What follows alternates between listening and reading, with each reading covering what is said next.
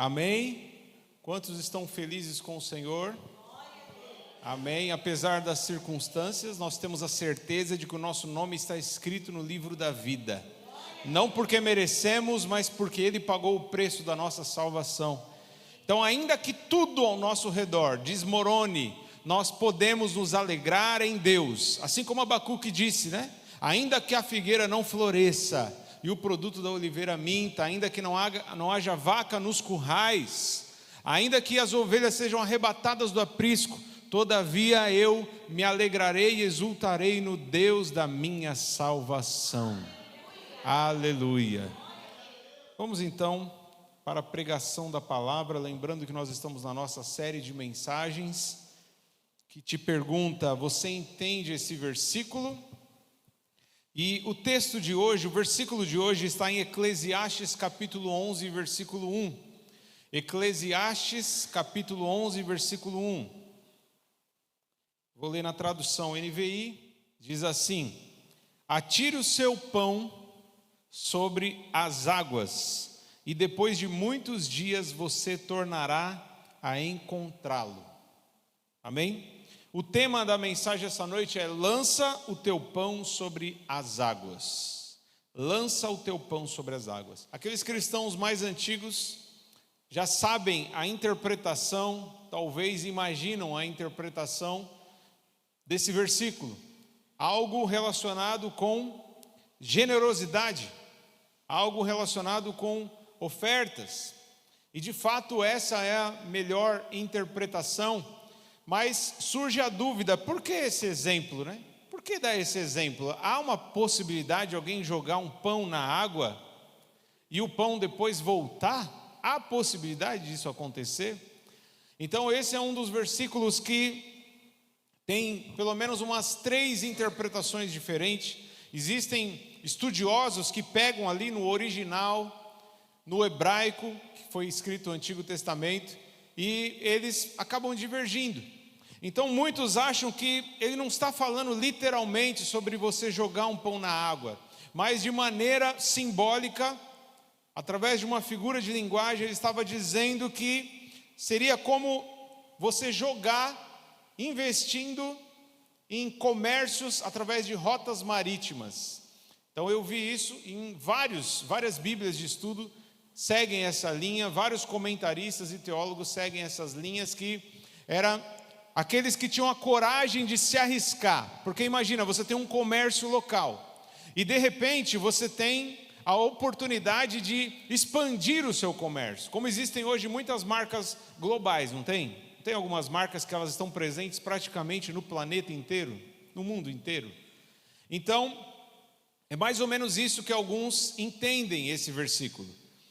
Naquela época não existia avião, mas existiam as embarcações, existiam os navios. Então muitas vezes quando alguém tinha um comércio e queria expandir esse comércio, queria talvez lucrar um pouco mais, eles se arriscavam a colocar as suas mercadorias nas grandes embarcações e iam mar adentro até chegar em alguma outra localidade. E com isso, eles tinham o risco de repente perder tudo, inclusive perder a própria vida, mas também tinham a oportunidade de lucrar muito mais do que aqueles que ficavam apenas na sua região. Então essa é uma das interpretações. Alguns também interpretam esse texto, lança o teu pão sobre as águas, como uma forma de ajudar aqueles marinheiros que eram pobres, que eram necessitados. Então, quando você ajuda, de alguma forma isso vai voltar para você. Essas são algumas interpretações que eu vi, né? Inclusive a tradução NVT, se nós lermos o versículo 1 e o versículo 2, vão até reforçar essa interpretação. Alguns acreditam que não é o pão literal, e sim a semente, seja do trigo, seja da cevada, que fabrica o pão, da onde o pão vem. Se você lança sobre as águas a semente de trigo, depois você vai colher os frutos disso. Então na NVT fala: olha, que os grãos da sua colheita sejam enviados mar afora, com o tempo isso lhe trará retorno. Vê o versículo 2. Invista seus recursos em vários lugares, pois pois desconhece o risco adiante. Então, alguns realmente têm o entendimento de que esse texto está falando sobre investimento. Quando você faz investimento, por exemplo, na bolsa, investe em ações, em empresas, você sabe que quanto mais risco você estiver disposto a enfrentar, mais chances de ter retorno você tem. Não é isso? Aqueles que não querem se arriscar, acabam não lucrando tanto. Tem até um ditado que fala: quem não arrisca não petisca. Não é isso? Quem já ouviu esse ditado? Quem não arrisca não petisca. Então, muitas vezes, pelo medo, a pessoa, ela fica paralisada, ela não avança, e aquela pessoa que já é corajosa, que enfrenta os riscos, ela acaba tendo um retorno positivo, um retorno maior. Então tem todas essas interpretações, porém o contexto imediato, nós vamos ler agora, versículo 1 até o 6 de Eclesiastes 11, na NVI, lembrando que nessa série de mensagens que nós estamos tentando dar explicação e uma interpretação correta, um entendimento correto de versículos que muitas vezes são difíceis de entender, nós precisamos aplicar uma regrinha na teologia que se chama hermenêutica, né? A ciência da interpretação. Nós precisamos usar, então, uma das ferramentas da hermenêutica é exatamente você entender que a Bíblia explica a própria Bíblia. Você já leu um versículo que você ficou assim sem entender? Nossa, eu não entendi nada esse versículo. Já aconteceu isso com você? Já aconteceu com... Quantos já tiveram essa experiência? Leram a Bíblia, de repente um versículo, eu não entendi nada. Para você entender melhor, de acordo com a hermenêutica, que é a ciência da interpretação, para você entender melhor um versículo, você não pode ficar preso em um versículo. Você tem que ler o que vem depois e você tem que entender o que vem antes desse versículo. Em vez de você ler um versículo isolado, leia o capítulo todo, porque às vezes no decorrer do capítulo você já vai ter a interpretação e o entendimento daquele versículo, que talvez, lendo sozinho, você não ia entender. Então nós vamos ler Eclesiastes 11, do 1 ao 6. Já está no telão ali na NVI. Diz assim: atire o seu pão sobre as águas e depois de muitos dias você tornará a encontrá-lo. Reparta o que você tem com 7, até mesmo com 8, pois você não sabe que desgraça poderá cair sobre a terra. Quando as nuvens estão cheias de água, derramam chuva sobre a terra. Quer uma árvore caia para o sul, quer para o norte, aonde cair ficará. Quem fica observando o vento não plantará, e quem fica olhando para as nuvens não colherá. Assim como você não conhece o caminho do vento, nem como o corpo é formado no ventre de uma mulher, também não pode compreender as obras de Deus, o Criador de todas as coisas. Plante de manhã a sua semente, e mesmo ao entardecer, não deixam as suas mãos ficarem à toa, pois você não sabe o que acontecerá, se esta ou aquela produzirá, ou se as duas serão igualmente boas. Amém? Se nós lermos então, pelo menos esses 6 versículos, fica claro qual é o assunto que o rei Salomão está abordando aqui. Ele está falando de fato sobre plantar e colher. Amém? Plantar e colher. Quem aqui já plantou? Levante a mão. Ainda planta, né? Alguns. E é maravilhoso quando você vê o resultado e quando você vê uma boa colheita. Agora, me diga uma coisa: é possível você colher alguma coisa, e uma coisa muito boa, sem plantar? Sem plantar? Aí você fala para mim: eu já colhi sem plantar. Às vezes você está andando, né, pelo caminho, vê um pé de manga por aí, fala: eu não plantei e estou colhendo, né? Não é isso? Só que alguém teve que plantar, alguém teve o trabalho. Se alguém não jogar a semente, ainda que seja um pássaro, porque acontece isso, né? Eu já vi casos de algumas plantas, algumas flores, nascerem num pasto onde só tinha capim. Não é isso, Zé? O Zé que entende mais dessas coisas. Então, um passo só tem capim, e de repente começa a nascer outras coisas, porque dizem que os próprios pássaros, às vezes vão levando, seja pólen, seja algumas sementes mesmo, que podem cair pelo caminho, e caindo, vai nascer alguma coisa. Mas alguém teve que trabalhar, nem que seja um pássaro. Alguém teve que ir lá levar a semente. Então nós sabemos que determinados tipos de plantações exigem talvez mais trabalho, mais dedicação. Não adianta você só jogar semente. Primeiro você tem que preparar a terra, né? Você tem que arar a terra. Aí você joga a semente. Aí depois você tem que trazer água, né? Se não estiver chovendo, você precisa regar. Você precisa cuidar muito bem para que cresça. Inclusive lá no Riviera tem o problema dos coqueiros, né? Que além de água, precisa do sol também. Se o coqueiro não ficar tomando a luz do sol corretamente e não estiver sendo aguado corretamente, ele não cresce. Não cresce, não é isso? Então, meus irmãos, precisa de trabalho. Se você quer colher coco, manga, laranja, limão, seja lá o que for que você quer colher, você precisa se dedicar plantando. Depois de plantar, você precisa cuidar para que aquela árvore cresça e você consiga colher os seus frutos. E aqui ele está falando sobre pão, que é a fonte de alimento, mas nós entendemos hoje que nós hoje trabalhamos, compramos o pão e nós usamos um recurso. Qual é o recurso? É o dinheiro, não é isso? O dinheiro, a maior preocupação de todas as pessoas não é nem com moradia, com roupas, é principalmente com alimento.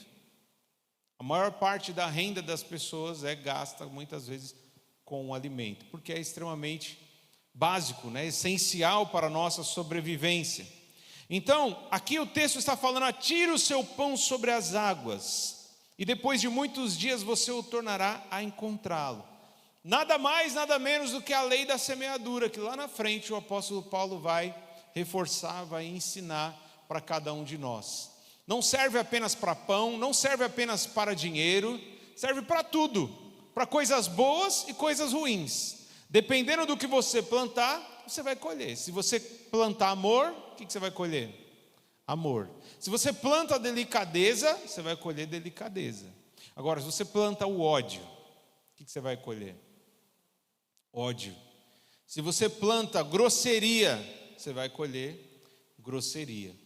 Então, meus irmãos, nós fomos chamados para plantar, para investir, principalmente no amor, nas boas obras. Amém? Quantos crentes nós temos aqui nessa noite? Você foi chamado para plantar coisas boas no mundo, na vida das pessoas, na obra de Deus, na igreja. Você foi chamado para plantar coisas boas. Só que você precisa entender que muitas vezes, assim como essa interpretação que tiveram aí, né, de lançar sobre a água, é como se tivesse você entrando num navio e pega uma viagem no meio do mar, e você tem que estar disposto a correr risco. Muitas vezes, algumas plantações não dão certo, não é isso? Às vezes você corre um risco de trabalhar e não dá em nada. Agora, você tem a chance talvez de 50% de dar certo, e 50% dar errado. Agora, não plantando, é 100% de chance de dar errado, de não ter colheita nenhuma.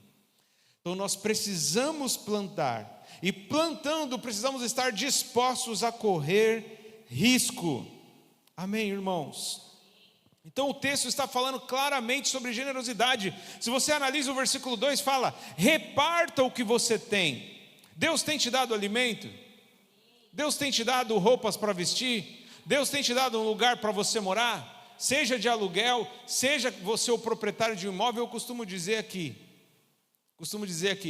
não importa se você mora de aluguel ou se você é proprietário do seu imóvel. Tudo que nós temos aqui é passageiro e temporário. A nossa habitação definitiva e eterna está lá no céu. A nossa morada, a nossa casa definitiva está no céu. Tudo aqui vai passar, tudo aqui vai estragar, tudo aqui vai envelhecer. Jesus disse que essas coisas materiais que nós temos aqui no mundo, os ladrões podem roubar, a traça pode estragar, pode enferrujar. Agora, aquilo que Ele tem reservado para nós lá no céu, nenhum ladrão pode roubar, nenhuma traça, nenhuma ferrugem pode destruir ou estragar, porque está guardado eternamente para nós lá no céu. Mas tudo aqui vai passar, mas você tem onde morar, você tem o que vestir, você tem o que comer. E o que o Senhor está nos dizendo nessa noite é: tudo que você tem, você precisa repartir com o seu próximo. Você precisa repartir com o seu próximo. Se você ama o seu próximo, você não vai apenas dizer: ah, eu te amo, Deus te abençoe. Quando você vê lá na carta de João, 1 João, ele vai dizer sobre o amor verdadeiro. Tiago também vai falar sobre isso, sobre a fé acompanhada com obras. Não adianta você ver alguém passando necessidade e falar: Deus te abençoe. Você precisa estender a sua mão e repartir, ainda que você tenha pouco. O pouco que você tem, quando você reparte com alguém, às vezes para essa pessoa é muito o que ela está recebendo. Então nós precisamos lançar e atirar o nosso pão sobre as águas. Atirar o pão sobre as águas é de fato um exemplo meio para nós, para a nossa cultura, para a nossa geração, um exemplo meio doido, meio maluco, Como assim eu vou jogar o pão e eu vou receber ele de volta? E muitas vezes é assim que as pessoas pensam ao ofertar na igreja ou ajudar o próximo. Eu vou ajudar, mas o que será que eu vou receber? Primeiro, que a gente não pode ajudar ninguém com interesse, já com a motivação: eu só estou dando porque eu quero já receber um retorno, eu quero, estou dando 1, eu quero receber 10, eu quero multiplicação na minha vida. Se você oferta, se você ajuda alguém com essa motivação, você já está errado. Mas apesar disso, a própria palavra de Deus nos dá o respaldo de que toda pessoa que é generosa, toda pessoa que reparte, ela é abençoada. Tudo que você dá, tudo que você coloca, você tem um retorno depois. Você vai ter um retorno depois na sua vida. Então, meus irmãos, não é diferente quando você reparte o seu pão, reparte uma roupa, às vezes doa uma roupa para um bazar que vai abençoar outras pessoas, quando você oferece abrigo para alguém que não tem onde morar, através da hospitalidade. A Bíblia diz que muitos, sem saber, receberam anjos na sua casa. E muitas vezes a gente fica querendo as coisas só para nós, E hoje, com o medo, a gente liga os jornais e vê tanta violência, tanta coisa. Então a maioria hoje já fala assim: não vou ajudar porque eu estou protegendo minha família, porque vai que, vou colocar em risco a minha família. Mas lembra o que faziam os comerciantes? Eles se arriscavam mar adentro para conseguir retornos melhores. Então, meus irmãos, nós precisamos estar dispostos a correr risco. Precisamos estar dispostos a correr risco para fazer a vontade de Deus. Então, existe um entendimento de que esse pão, na verdade, como foi falado, é como uma semente de trigo. E de que essa água não necessariamente, porque o texto não está falando de rio, não está falando de mar. Até fala em algumas traduções sobre a superfície das águas, mas não fala se é uma bacia, se é uma poça de água, se é um rio, se é um mar, se é um oceano, não fala. Então alguns chegaram à conclusão de que esse pão lançado é como uma semente de trigo ou de cevada, lançado numa poça de água que veio pela chuva. Lembrando que na época aqui de Salomão, no contexto ali de Israel, só chovia 2 vezes no ano. Então, o entendimento é o seguinte: aproveite o tempo da chuva, o tempo em que a água está descendo, para pegar a semente que está armazenada na sua casa e investir, porque alguns tinham medo. Era tanta seca que eles tinham medo e falaram: não, eu vou guardar essa semente aqui, porque se eu plantar, pode ser que eu fique sem, Só que o entendimento é: lance no momento certo, invista no momento em que está chovendo, no momento em que está na época de ter água, porque quando você lança sobre a água da chuva, então você vai conseguir pegar essa semente de volta e vai te dar muitos pães para a glória de Deus. Veja o que o apóstolo Paulo fala em 2 Coríntios capítulo 9, versículo 6. Está lá no telão também. Lembrem-se, aquele que semeia pouco também colherá pouco, e aquele que semeia com fartura também colherá fartamente. Cada um dê conforme determinou em seu coração, não com pesar ou por obrigação, pois Deus ama quem dá com alegria. E Deus é poderoso para fazer que toda a graça lhe seja acrescentada, para que em todas as coisas, em todo o tempo, tendo tudo o que é necessário, vocês transbordem em toda boa obra. Como está escrito: distribuiu, deu seus bens aos necessitados, a sua justiça dura para sempre. Aquele que supre a semente ao que semeia e o pão ao que come, também lhe suprirá e multiplicará a semente, e fará crescer os frutos da sua justiça. Vocês serão enriquecidos de todas as formas, para que possam ser generosos em qualquer ocasião. E por nosso intermédio, a sua generosidade resulte em ação de graças a Deus. Amém. Jesus disse certa vez que é difícil um rico entrar no reino dos céus. É mais fácil um camelo passar por dentro de uma agulha do que um rico entrar no reino dos céus. Apesar disso, nós vemos indicações de pessoas, até nos tempos de Jesus, que tinham posses, eram ricas, só que eram mais ricas em boas obras. Eram ricos que eram generosos, que estavam sempre repartindo e ajudando. Como as duas mulheres que sustentavam Jesus. A Bíblia diz no Evangelho de Lucas que Susana e Joana eram duas mulheres que eram casadas com homens importantes. Cada uma era casada com um homem importante. Homem que tinha posses, homem que tinha dinheiro, e elas sustentavam Jesus e os discípulos com os seus bens. Eram ricas, mas não eram pessoas que acumulavam apenas para si, eles repartiam. Então o problema não está na riqueza, o problema está no amor ao dinheiro, na pessoa que só pensa em si própria, na pessoa que não reparte o que tem com os outros. Porque o apóstolo Paulo vai falar também lá em Timóteo, 1 Timóteo 6, ordene aos ricos, Timóteo, que sejam ricos em boas obras. Então, meus irmãos, aqui o apóstolo Paulo está falando em 2 Coríntios que Deus é aquele que vai enriquecer as pessoas generosas.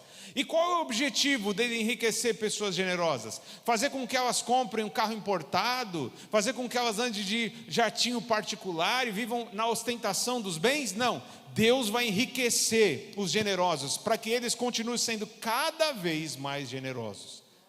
Deus vai enriquecer aqueles que já repartem o que têm, já repartia até quando tinha pouco, era fiel no pouco, não é a promessa do Senhor? Essa pessoa é colocada sobre o muito.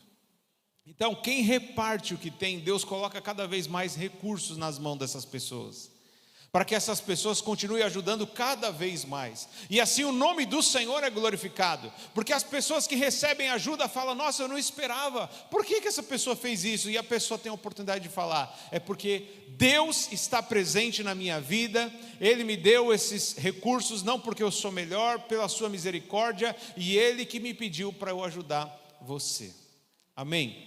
Nisso o nome do Senhor é glorificado. Mas é importante notar que Deus enriquece pessoas que semeiam com abundância, com fartura, semeiam com alegria no reino de Deus, na obra de Deus, sem medo, porque muitas vezes a gente tem medo das contas que vem amanhã, né? As contas que nós temos para pagar, muitas vezes nos impedem de ofertar. Já teve muitas vezes na minha vida, que pelo orçamento que eu fiz, não ia dar para pagar todas as contas.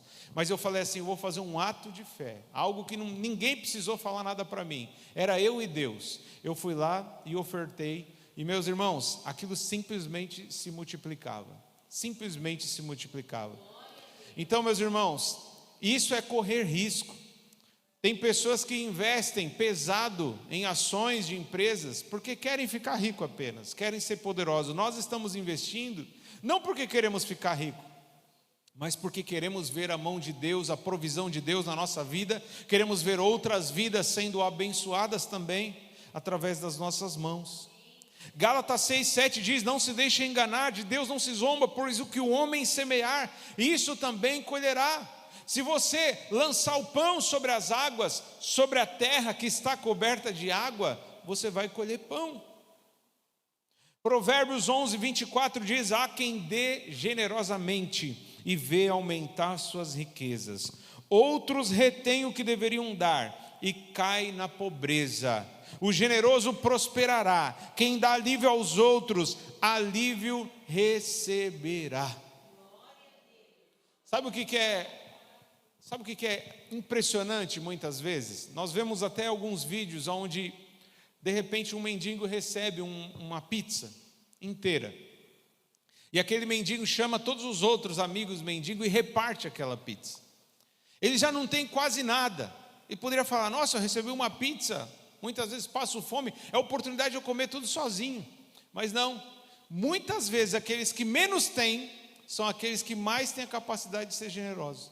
E aqueles que muitas vezes têm mais condições, por amarem tanto os seus bens e os seus recursos financeiros, eles têm dificuldade, eles retêm, eles seguram, e por isso muitas vezes acabam deixando de viver a verdadeira prosperidade. Então Provérbios 22, verso 9 diz: quem é generoso será abençoado, pois reparte o seu pão com o pobre. Lembra da ceia do Senhor? Você lembra da ceia do Senhor? A ceia que Jesus fez com seus discípulos, ela tinha pão, ela tinha vinho, ela tinha ervas amargas, porque eles estavam celebrando a Páscoa judaica. Mas quando foi para comer o pão, Jesus repartiu o pão e deu um pedaço para cada um. E ele diz: esse é meu corpo. Simbolicamente, esse pão que eu estou repartindo com vocês, entendam, é o meu corpo que será partido por todos vocês.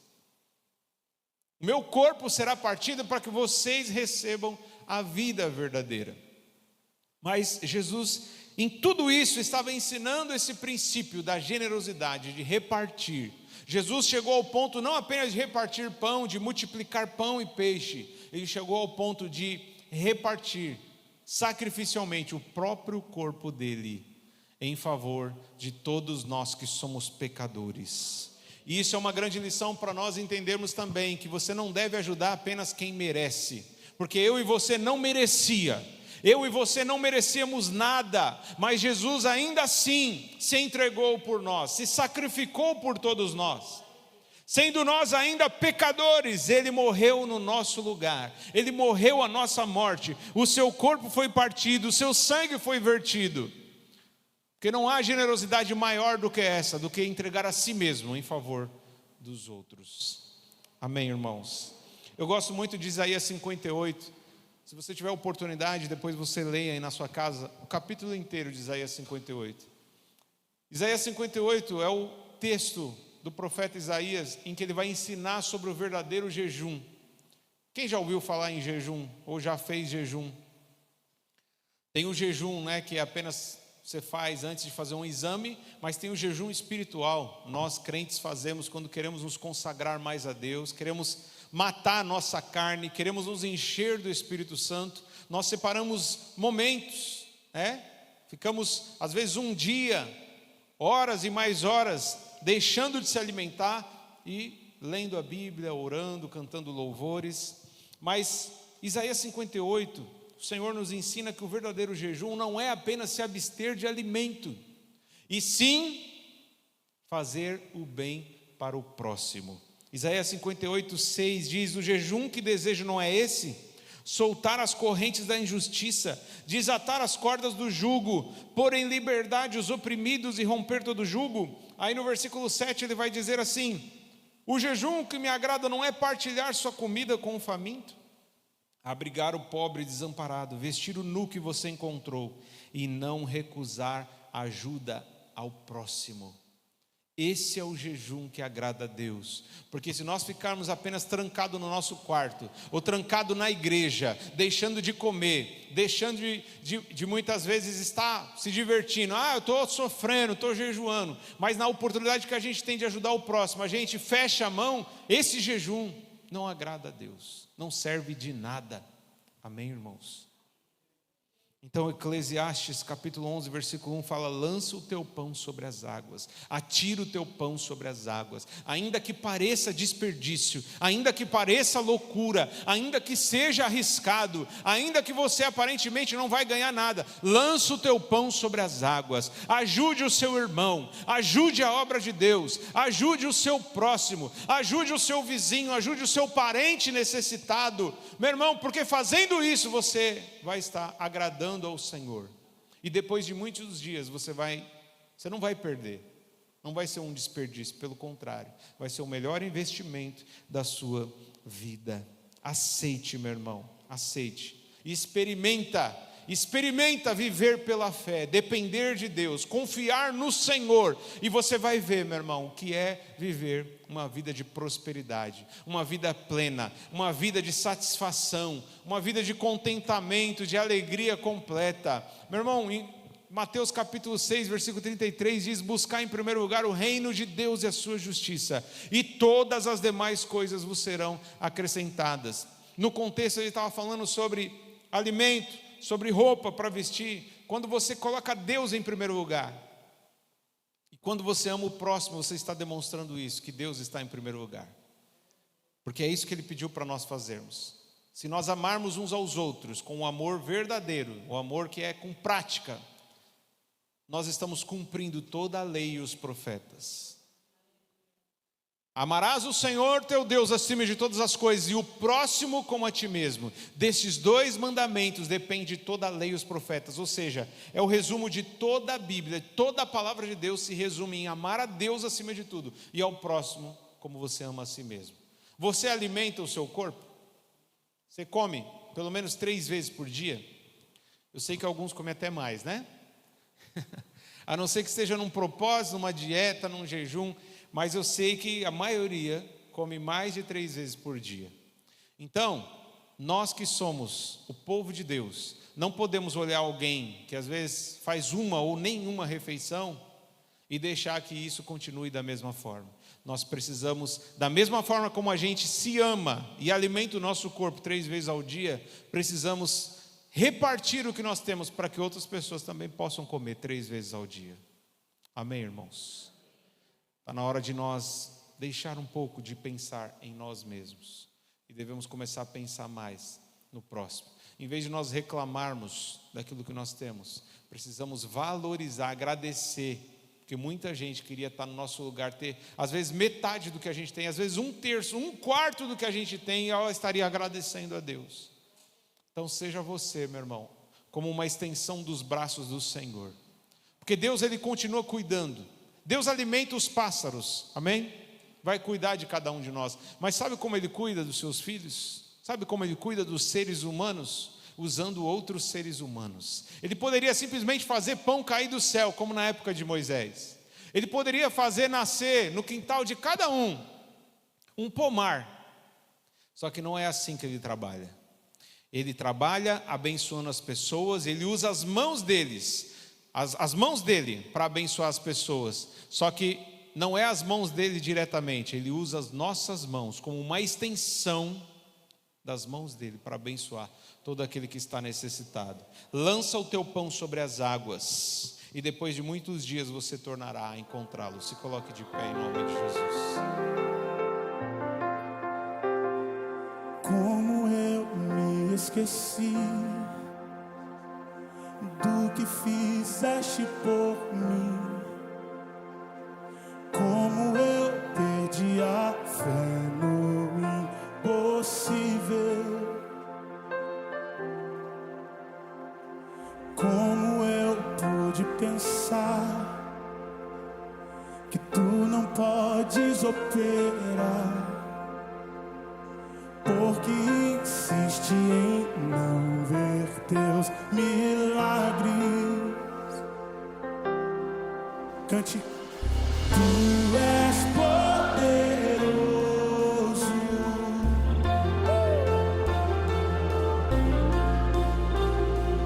tu és poderoso,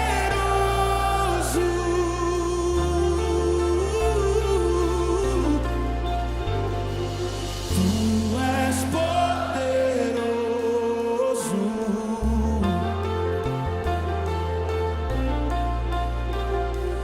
tu és poderoso. Quem sou eu para negar teu poder, Senhor? Alguém pode celebrar aqui o nome